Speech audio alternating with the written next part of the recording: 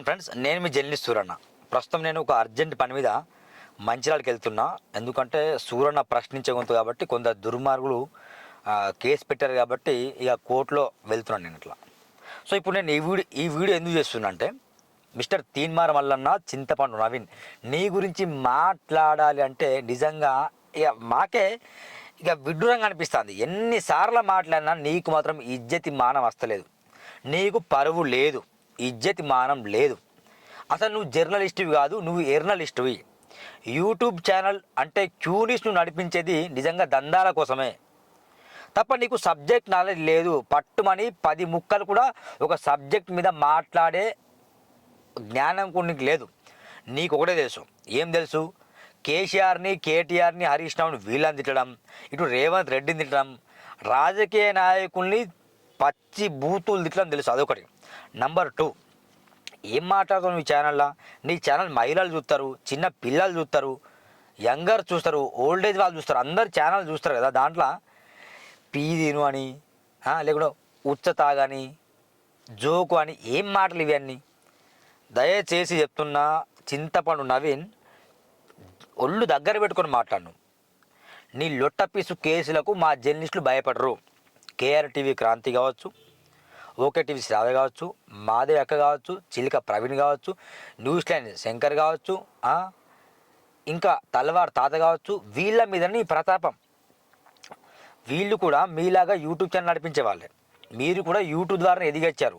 మీ వల్ల సూరన్నకు డబ్బులు రావట్లేదు. ఏంది సూరన్నకు ఇంత పెద్ద మాట్లాడాలంటే, నీవు చేసిన లత్కోరు పని వల్ల నాకు డబ్బులు రావట్లేదు.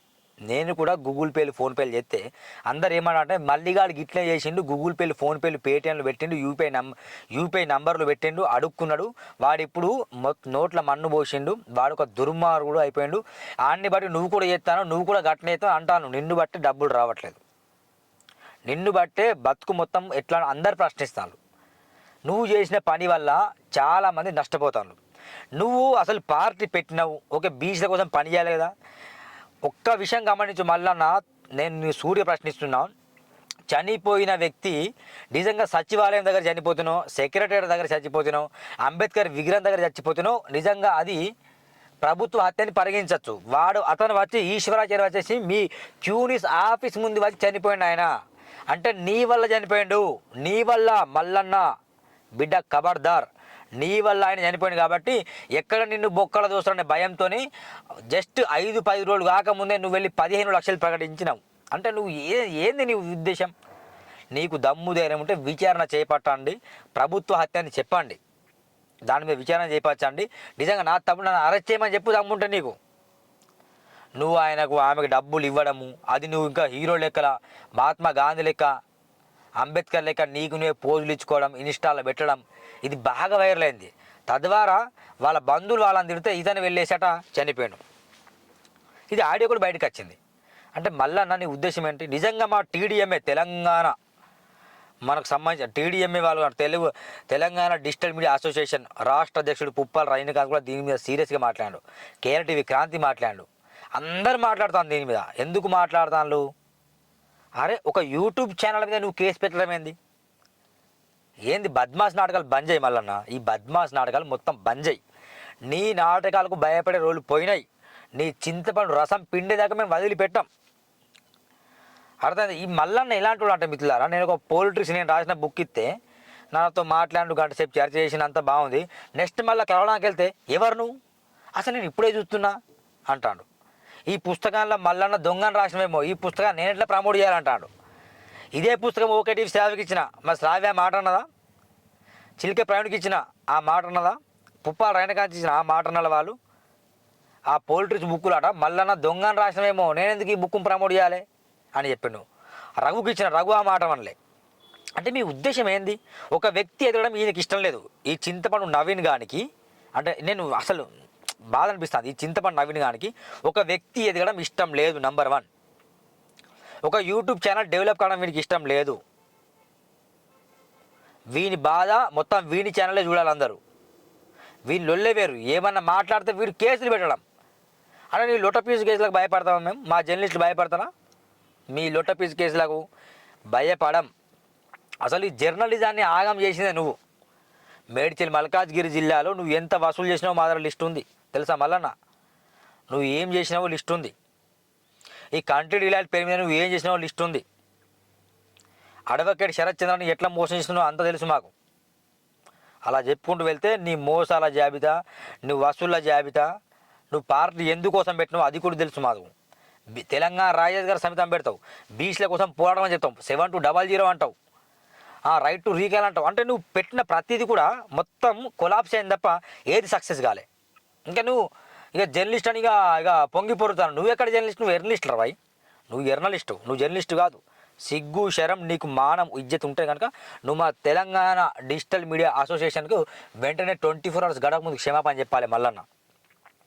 అర్థమైందా? ఆయన వచ్చి నీ దగ్గర నీ ఆఫీసుని చనిపోయిండు, మీ ఆఫీస్ని తగలబెడతాం మేము.